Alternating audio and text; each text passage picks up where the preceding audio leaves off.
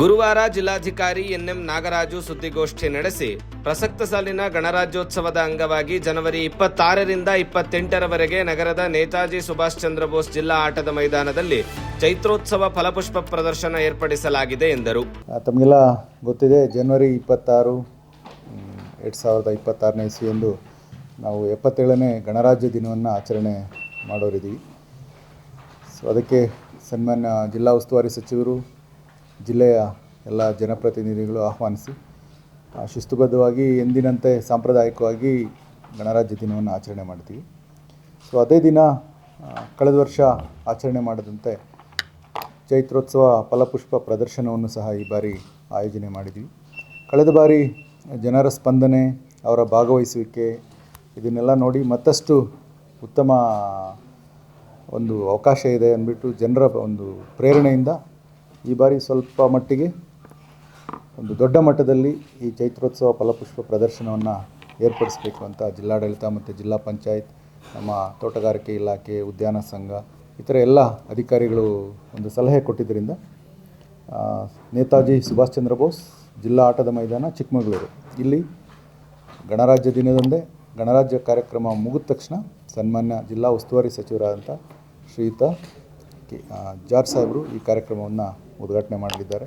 ಸುದ್ದಿಗೋಷ್ಠಿಯಲ್ಲಿ ಮಾತನಾಡಿದ ಅವರು, ಜಿಲ್ಲಾಡಳಿತ, ಜಿಲ್ಲಾ ಪಂಚಾಯಿತಿ, ತೋಟಗಾರಿಕೆ ಇಲಾಖೆ, ಚಿಕ್ಕಮಗಳೂರು ಉದ್ಯಾನ ಕಲಾ ಸಂಘ, ಕೆಫೆಕ್ ಹಾಗೂ ಇತರೆ ಇಲಾಖೆಗಳ ಸಹಯೋಗದೊಂದಿಗೆ ಫಲಪುಷ್ಪ ಪ್ರದರ್ಶನ ಆಯೋಜಿಸಲಾಗಿದೆ. ಅದನ್ನು 26ರಂದು ಬೆಳಗ್ಗೆ 10 ಗಂಟೆಗೆ ರಾಜ್ಯ ಇಂಧನ ಹಾಗೂ ಜಿಲ್ಲಾ ಉಸ್ತುವಾರಿ ಸಚಿವ ಕೆಜೆ ಜಾರ್ಜ್ ಉದ್ಘಾಟಿಸಲಿದ್ದಾರೆ. ಮುಖ್ಯ ಆಕರ್ಷಣೆಯಾಗಿ ಭದ್ರಬಾಲ್ಯ, ನಾದಲೋಕ ಹಾಗೂ ಇನ್ನಿತರೆ ನೂತನ ಪುಷ್ಪ ಕಲಾಕೃತಿಗಳ ಪ್ರದರ್ಶನವನ್ನು ಏರ್ಪಡಿಸಲಾಗಿದೆ ಎಂದರು. ತಾವು ಕಳೆದ ಬಾರಿ ನೋಡಿರ್ತೀರ ಫಲಪುಷ್ಪ ಪ್ರದರ್ಶನ ಹೇಗಿತ್ತು ಅಂತ. ಈ ವರ್ಷ ಅದಕ್ಕೆ ಮತ್ತಷ್ಟು ಸ್ವಲ್ಪ ಸೇರ್ಪಡೆ ಮಾಡಿ ಸ್ವಲ್ಪ ಮೀನಿಂಗ್ಫುಲ್ಲಾಗಿ, ಅರ್ಥಪೂರ್ಣವಾಗಿ ಆ ಫಲಪುಷ್ಪ ಪ್ರದರ್ಶನ ಕಾರ್ಯಕ್ರಮ ಇರಲಿ ಅಂತ ಅನೇಕ ಒಂದು ಚಟುವಟಿಕೆಗಳನ್ನ ಹಮ್ಮಿಕೊಂಡಿದ್ವಿ. ಅದರಲ್ಲಿ ನಮ್ಮ ಜಿಲ್ಲೆಯ ಪ್ರಮುಖ ಕಾರ್ಯಕ್ರಮಗಳಾದಂಥ ಭದ್ರಬಾಲ್ಯ, ನಾದಲೋಕ ಮತ್ತು ಇನ್ನಿತರ ಒಂದು ಥೀಮ್ಯಾಟಿಕ್ ಒಂದು ಫಲಪುಷ್ಪ ಪ್ರದರ್ಶನವನ್ನು ಮಾಡೋರಿದ್ದೀವಿ. ಹಾಗೆ ಸಾಲುಮರದ ತಿಮ್ಮಕ್ಕ, ಶಾರದಾಂಬೆ ಮೂರ್ತಿ ಹಾಗೂ ಕರ್ನಾಟಕ ನಕ್ಷೆ ಕೂಡ ಕಲಾಕೃತಿಗಳು ಕಂಡುಬರ್ತವೆ. ಈ ಫಲಪುಷ್ಪ ಪ್ರದರ್ಶನದಲ್ಲಿ ಸುಮಾರು 8,000ಕ್ಕೂ ಹೆಚ್ಚು ಬಣ್ಣದ ಒಂದು ಹೂವಿನ ಕುಂಡಗಳೊಂದಿಗೆ ಶೃಂಗಾರ ಮಾಡೋರಿದ್ದೀವಿ. ಈ ಕೆಬಾನ ಮಾದರಿ ಇರುತ್ತೆ, ಪ್ರಾಣಿ ಪಕ್ಷಿಗಳ ಒಂದು ಮಾದರಿಗಳು, ಕೆತ್ತನೆಯ ಪ್ರದರ್ಶಿಕೆಗಳಿರ್ತವೆ.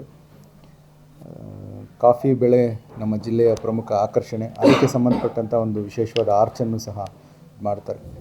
ಸ್ಥಳೀಯವಾಗಿ ಬೆಳೆಯುವಂಥ ರೈತರ ಬೆಳೆಗಳನ್ನು ಸಹ ನಾವು ಪ್ರದರ್ಶನದಲ್ಲಿ ಇಡೋರಿದ್ದೀವಿ.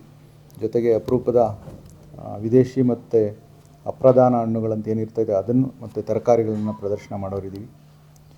ಖಾದ್ಯ ಪ್ರದರ್ಶನಕ್ಕೂ ಅವಕಾಶವನ್ನು ಕೊಟ್ಟಿರ್ತೀವಿ.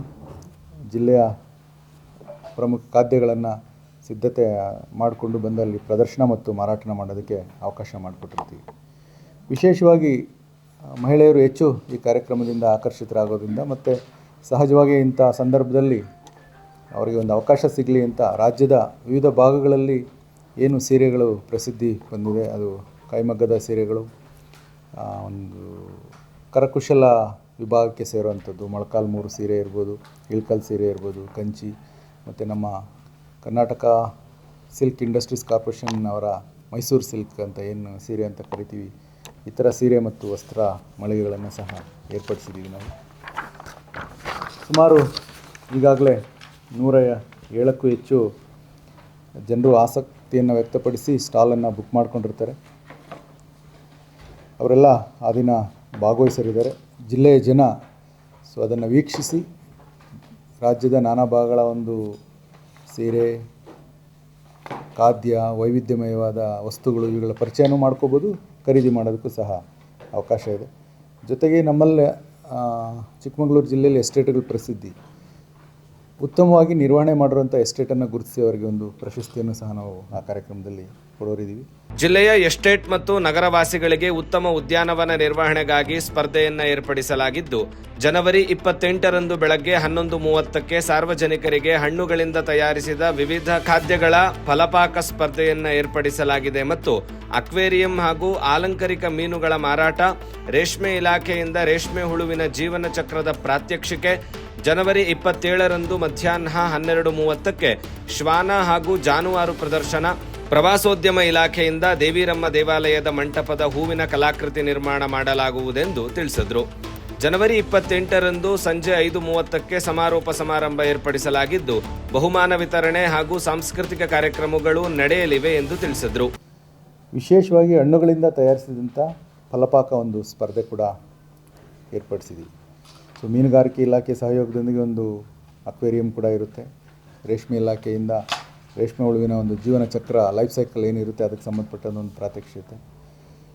ಪಶುಸಂಗೋಪನೆ ಇಲಾಖೆ ಮತ್ತು ಜಿಲ್ಲೆಯ ಶ್ವಾನಪ್ರಿಯರ ಸಹಕಾರದಿಂದ ಒಂದು ಶ್ವಾನ ಸ್ಪರ್ಧೆಯನ್ನು ಸಹ ನಾವು ಏರ್ಪಡಿಸ್ತಾ ಇದ್ದೀವಿ. ಇದರಲ್ಲಿ ಜೊತೆಗೆ ಜಾನುವಾರು ಪ್ರದರ್ಶನ ಕೂಡ ಇರುತ್ತೆ. ಅಮೃತ್ ಮಹಲ್ ತಳಿಯಂಥ ವಿಶೇಷವಾದ ರಾಸುಗಳ ಒಂದು ಪ್ರದರ್ಶನ ಮತ್ತು ನಮ್ಮ ರೈತರು ಏನು ಸಂಸ್ಕೃತಿಯ ಭಾಗವಾಗಿದೆ ಅದೊಂದು ಪ್ರದರ್ಶನ ಇಟ್ಕೊಂಡಿರ್ತೀವಿ. ಸೊ ಪ್ರವಾಸೋದ್ಯಮ ಇಲಾಖೆಯಿಂದ ದೇವಿರಮ್ಮ ದೇವಾಲಯದ ಒಂದು ಮಂಟಪವನ್ನು ಸಹ ಮಾಡೋರಿದ್ದಾರೆ. ಹೀಗೆ ನಾನಾ ಕಾರ್ಯಕ್ರಮಗಳು ಇರ್ತೈತೆ.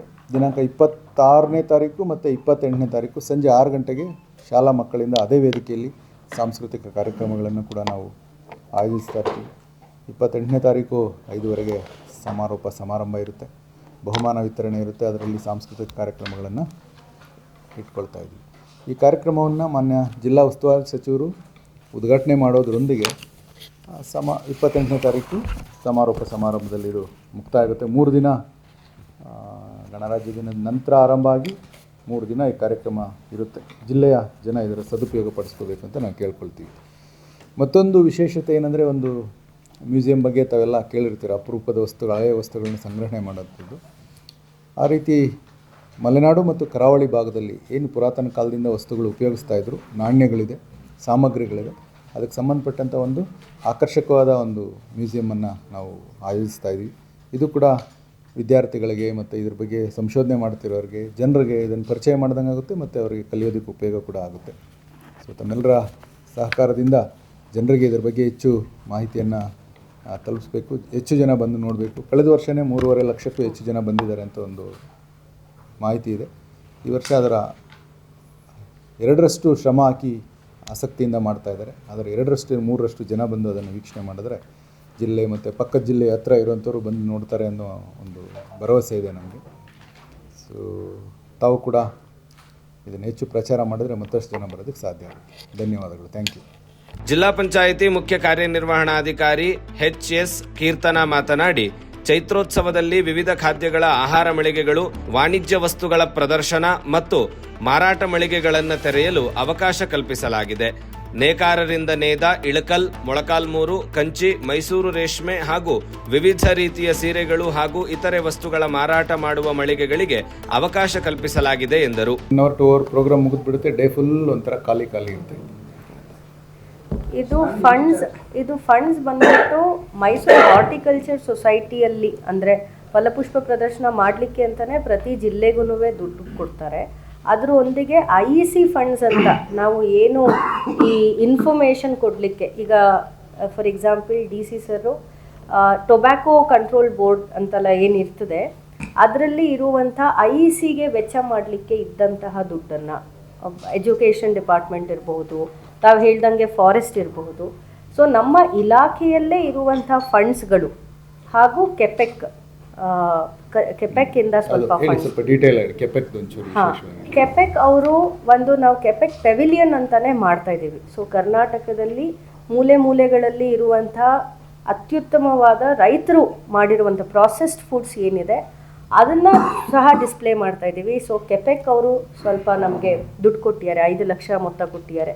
ಸಿಮಿಲರ್ಲಿ ಕಾಫಿ ಬೋರ್ಡ್, ಚಿಕ್ಕಮಗಳೂರು ಅಂದರೆ ಕಾಫಿ ಅಂತಲೇ ಏನು ಫೇಮಸ್ ಇದೆ, ಸರ್ ಹೇಳ್ದಂಗೆ ಅವರು ಒಂದು ಆಕರ್ಷಕ ಆರ್ಚ್ ಮಾಡ್ತಾ ಇದ್ದಾರೆ. ಸೊ ಅವರು ಒಂದು ಸ್ವಲ್ಪ ನಮಗೆ ಫಂಡ್ ಮಾಡ್ತಾ ಇದ್ದಾರೆ.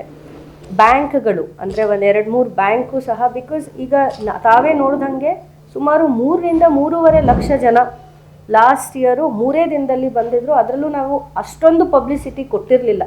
ತಾವೆಲ್ಲ ಏನು ಮಾಡಿದ್ರಿ ಅಷ್ಟೇ, ಅದ್ರ ಮೂಲಕನೇ ಬಂದಿದ್ದಂಥದ್ದು. ಸೊ ಅದನ್ನು ನೋಡಿ ಎಷ್ಟೋ ಜನರು ನಾವು ಇಡೀ ವರ್ಷ ಸ್ಟಾಲ್ ಹಾಕಿದ್ರು ಇಷ್ಟು ಜನ ಬರಲ್ಲ, ಅಷ್ಟು ಜನ ಒಂದೇ ಸಲ ಬರ್ತಿದ್ದಾರೆ, so will be more interested ಅಂತ ಅವರೇ ಮುಂದೆ ಬಂದಿದ್ದಾರೆ. ಸೊ ಅಂಥವರು ಇದ್ದಾರೆ. ಸೊ ನಮ್ಮ ಸರ್ಕಾರೇತರ ಸಂಸ್ಥೆಗಳೆಲ್ಲ ಸೇರಿ ಹಾಗೂ ಖಾಸಗಿ ಸಂಸ್ಥೆಗಳು ಸೇರಿ ಒಟ್ಟಾಗಿ ಮಾಡ್ತಾ ಇರೋದಂಥ ಇವೆಂಟ್. ಫುಡ್ ಸ್ಟಾಲಿಗೆ 10,000 ರೂಪಾಯಿ 3 ದಿನಕ್ಕೆ, ಕಮರ್ಷಿಯಲ್ ಸ್ಟಾಲಿಗೆ 8,000 ರೂಪಾಯಿ 3 ದಿನಕ್ಕೆ. ಫುಡ್ ಸ್ಟಾಲಲ್ಲಿ ಕೆಲವು ಅಂದರೆ ನಾವು ಒಂದಾಗಲೇ ಪತ್ರಿಕಾ ಪ್ರಕಟಣೆಯನ್ನು ಹೊರಡಿಸಿ ಟೈಮ್ ಕೊಟ್ಟು ನಿನ್ನೆ ಅದರದ್ದು ಆಕ್ಷನ್ ಆಯಿತು. ಸೊ ಒಂದು ಪ್ರೈಮ್ ಲೊಕೇಶನ್ಗೆ ಯಾರಾದರೂ ಇಬ್ಬರು ನಮಗೆ ಬೇಕು ಅಂದರೆ ಅದನ್ನು ಆಕ್ಷನ್ ಆಗಿ ಕರೆದಿದ್ವಿ. So minimum is 10,000 rupees per stall. ಸುದ್ದಿಗೋಷ್ಠಿಯಲ್ಲಿ ಜಿಲ್ಲಾ ಪೊಲೀಸ್ ಮುಖ್ಯಾಧಿಕಾರಿ ಜಿತೇಂದ್ರ ಕುಮಾರ್ ದಯಾಮ ಹಾಗೂ ತೋಟಗಾರಿಕೆ ಇಲಾಖೆಯ ಉಪನಿರ್ದೇಶಕರು ಉಪಸ್ಥಿತರಿದ್ದರು.